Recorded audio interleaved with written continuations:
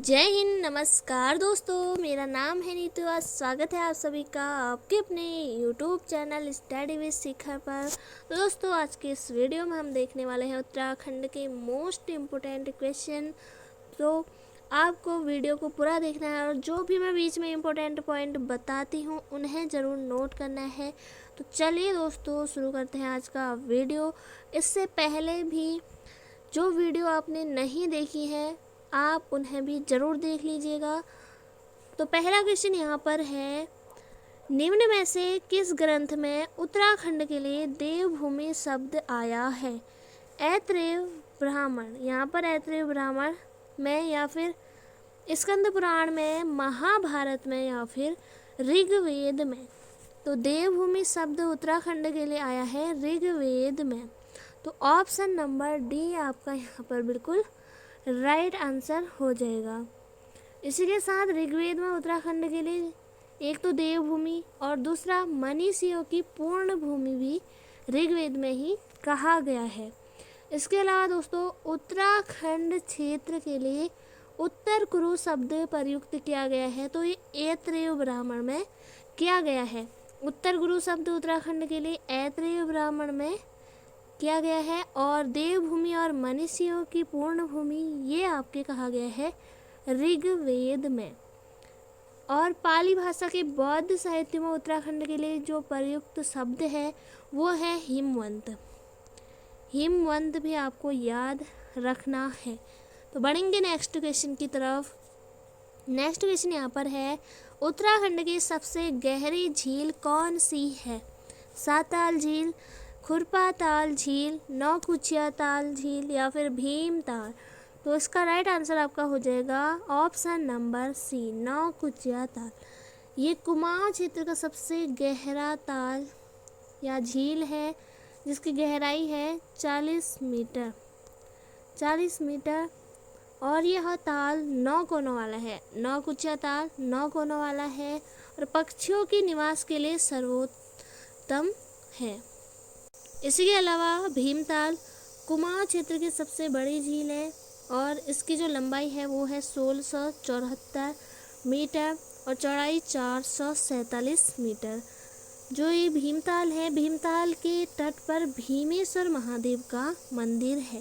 भीमताल के तट पर भीमेश्वर महादेव का मंदिर है। इसी के अलावा जो खुरपा ताल है वो आपका जानवर के खुर के समान वाला ताल है। जानवर के खुर के समान है खुरपा ताल झील का आकार। इसके अलावा नैनीताल में है ये सब, सात ताल भी, खुरपा ताल भी, नौकुचिया ताल और भीमताल, ये सभी नैनीताल ज़िले में है।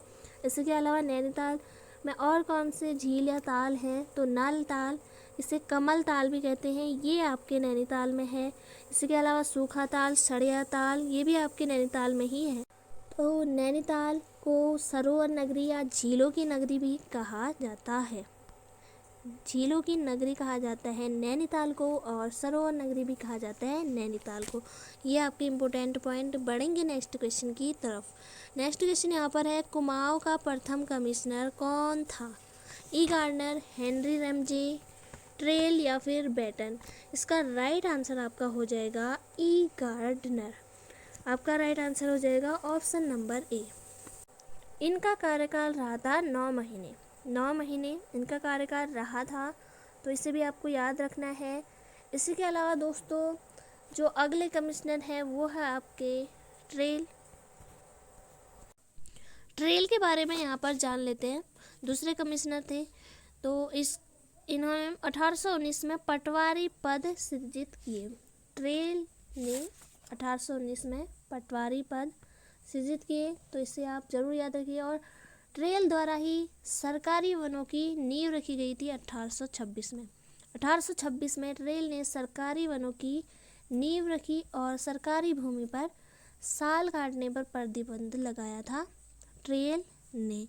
इसके अलावा रैमजे से आप याद रखिए कि ठेकेदारी प्रथा समाप्त करके वन प्रबंधन का कार्य शुरू किया था 1858 में रैमजे ने।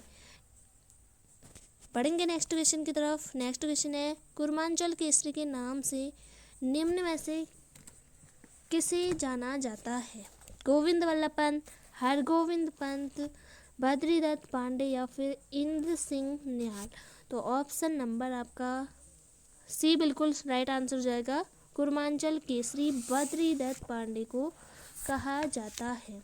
तो इसी के अलावा यहाँ पर देख लेंगे गोविंद बल्लभ पंत। गोविंद बल्लभ पंत को जवाहरलाल नेहरू हिमालय पुत्र कहा था। और जो गोविंद बल्लभ पंत हैं इनके सहपाठी इनको कहते थे गोविंद बल्लभ महाराष्ट्र। तो इससे भी आप ज़रूर याद रखिएगा। इसके अलावा अल्मोड़ा कांग्रेस की रीढ़ कहा जाता है हरगोविंद पंत को। और बद्रीदत्त पांडे का जन्म हुआ था 12 फरवरी 1882 को कनखल हरिद्वार में। 15 फरवरी 1882 को कनखल हरिद्वार में हुआ था बद्रीदत्त पांडे का जन्म। इन्होंने ही 1918 में शक्ति साप्ताहिक का प्रकाशन शुरू किया था। और इसी के अलावा इन्होंने अपनी जेल प्रवास के दौरान लिखा था कुमाऊं का इतिहास। ये इम्पोर्टेंट पॉइंट है, आप इन्हें ज़रूर नोट करिए। पढ़ेंगे नेक्स्ट क्वेश्चन की तरफ। नेक्स्ट क्वेश्चन यहाँ पर है लामड़ निम्न में से किस प्रकार का गीत है। लामड़ किस प्रकार का गीत है। तो यहाँ पर प्रणय गीत, उपदेशात्मक, मांगलिक या फिर कृषि गीत। तो बहुत इंपॉर्टेंट क्वेश्चन है यहाँ पर। तो ऑप्शन नंबर आपका ए बिल्कुल यहाँ पर सही होगा। ऑप्शन नंबर ए लामड़ गीत जो है आपका प्रणय गीत है। इसे भी आप ज़रूर याद रखिएगा। इसके अलावा और उत्तराखंड में कौन कौन से यहाँ पर गीत होते हैं। एक तो याद रखिए होरी गीत जो कि होली के दिनों में गाया जाता है। बाजूबंद नृत्य गीत, ये भी आपके एक प्रणय संवाद नृत्य गीत है। इसे दूणा नृत्य गीत भी कहा जाता है बाजूबंद नृत्य गीत को। इसी के अलावा खुदेर गीत हो जाएंगे, चैती पसारा गीत हो जाएंगे, चूरा गीत। यह जो लोकगीत है, जो चूरा गीत है, ये वृद्ध भेड़ चरवाहों द्वारा युवा चरवाहों को कुछ सीख देने के लिए गाया जाता है। इसी के अलावा बहुत सारे उत्तराखंड में होते हैं, उन्हें आप ज़रूर पढ़ लीजिएगा। बढ़ेंगे नेक्स्ट क्वेश्चन की तरफ। नेक्स्ट क्वेश्चन यहाँ पर है अलकनंदा और मंदाकिनी के संगम पर कौन सा शहर स्थित है। देवप्रयाग, नंदप्रयाग, रुद्रप्रयाग या फिर विष्णुप्रयाग। अलकनंदा और मंदाकिनी के संगम पर स्थित है आपका ऑप्शन नंबर सी। इसी के अलावा नंदप्रयाग, अलकनंदा और नंदाकिनी का संगम नंदप्रयाग में होता है। विष्णुप्रयाग में अलकनंदा और पश्चिमी धौलीगंगा का, और कर्णप्रयाग में याद रखिए अलकनंदा और पिंडर का संगम होता है। इसी के अलावा एक क्वेश्चन आपसे पूछा जाता है कि निम्न में से कौन सा प्रयाग नहीं है।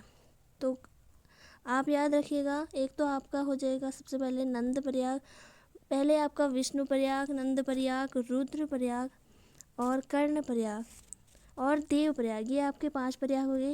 इसके अलावा और कोई प्रयाग आता है जैसे केशव प्रयाग, जहाँ पर अलकनंदा और सरस्वती का संगम होता है, ये आपके प्रयाग में नहीं आएगा। इसके अलावा सूर्य प्रयाग, शिव प्रयाग, ये आपके प्रयाग नहीं हैं। बढ़ेंगे नेक्स्ट क्वेश्चन की तरफ। नेक्स्ट क्वेश्चन यहाँ पर है भुवनेश्वरी महिला आश्रम उत्तराखंड के किस शहर में स्थित है। अंजनी शहर, टिहरी गढ़वाल, गैरसैंण, चमोली, कपकोट, बागेश्वर या फिर उपरोक्त में से कोई नहीं। इसका राइट आंसर आपका हो जाएगा अंजनी शहर, ऑप्शन नंबर ए। पढ़ेंगे नेक्स्ट क्वेश्चन की तरफ।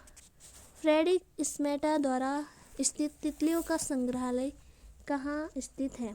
खुरपाताल, नैनीताल या फिर सातताल या फिर भीमताल।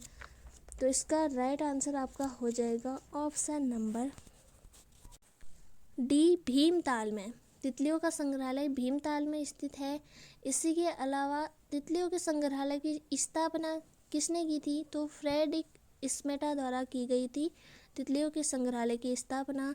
इसी के अलावा लोक संस्कृति संग्रहालय जो कि यशोधर मठपाल द्वारा 1983 में स्थापित किया गया था, ये भी आपके भीमताल कुटानी में है। बढ़ेंगे नेक्स्ट क्वेश्चन की तरफ। नेक्स्ट क्वेश्चन आपका है तिलहरी आभूषण महिलाओं कहाँ पहनती हैं। तिलहरी आभूषण को महिलाएं कहाँ पहनती हैं। तो ऑप्शन आपके नाक में या फिर पाँव में, गले में या फिर हाथों में।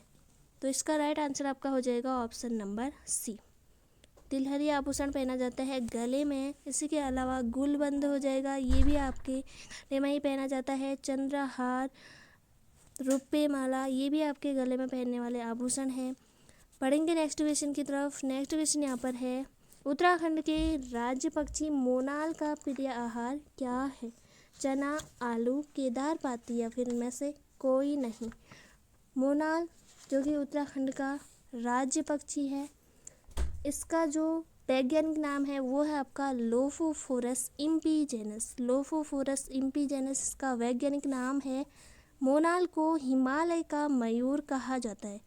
हिमालय का मयूर कहा जाता है मोनाल को। इसका वैज्ञानिक नाम है लोफोफोरस इम्पीजेनस। इसी के अलावा स्थानीय भाषा में मोनाल को कहा जाता है मनियाल या मुनाल। इसे भी आप ज़रूर याद रखिएगा। और इसका जो प्रिय आहार है वो है आलू। ऑप्शन नंबर बी आपका यहाँ पर राइट आंसर हो जाएगा। तो दोस्तों ये थे आज के क्वेश्चन। उम्मीद है आपने सारे क्वेश्चन को अच्छे से किया होगा। तो मिलेंगे नेक्स्ट वीडियो में। अगर आप चैनल पर नए हैं तो चैनल को सब्सक्राइब करें, बेल आइकन को ऑन रखें ताकि आने वाले वीडियो का नोटिफिकेशन आपको सबसे पहले मिले। जय हिंद, जय भारत।